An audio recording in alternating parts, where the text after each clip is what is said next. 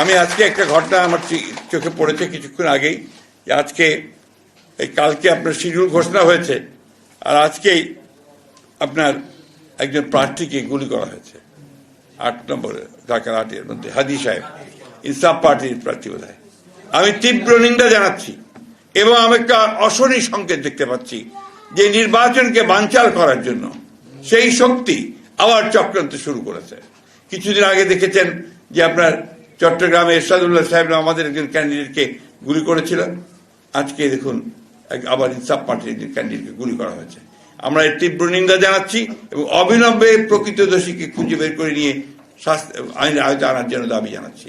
এবং এই সরকারকে, তত্ত্বাবধায়ক সরকারকে অথবা আপনার কেয়ারটেকার সরকারকে আমি আহ্বান জানাচ্ছি যে অবিলম্বে সকল প্রার্থীর নিরাপত্তা নিশ্চিত করুন এবং এই নির্বাচনকে যেন করে সম্পূর্ণভাবে সন্ত্রাস মুক্ত হয় তার জন্য ব্যবস্থা গ্রহণ করুন।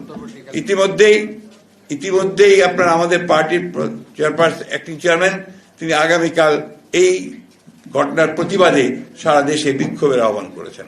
আমরা এটাকে মনে করি যে এটা একটা চক্রান্তের অংশ, এটাকে এখনই বন্ধ করার জন্য প্রয়োজনীয় ব্যবস্থা গ্রহণ করার জন্য আহ্বান জানাচ্ছি।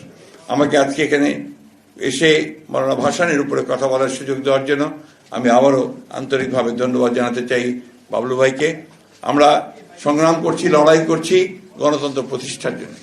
15 বছর একসাথে লড়াই করেছি, 16 বছর আমরা একসাথেই এখানে গণতন্ত্র প্রতিষ্ঠার সংগ্রাম করছি ইনশাআল্লাহ করব।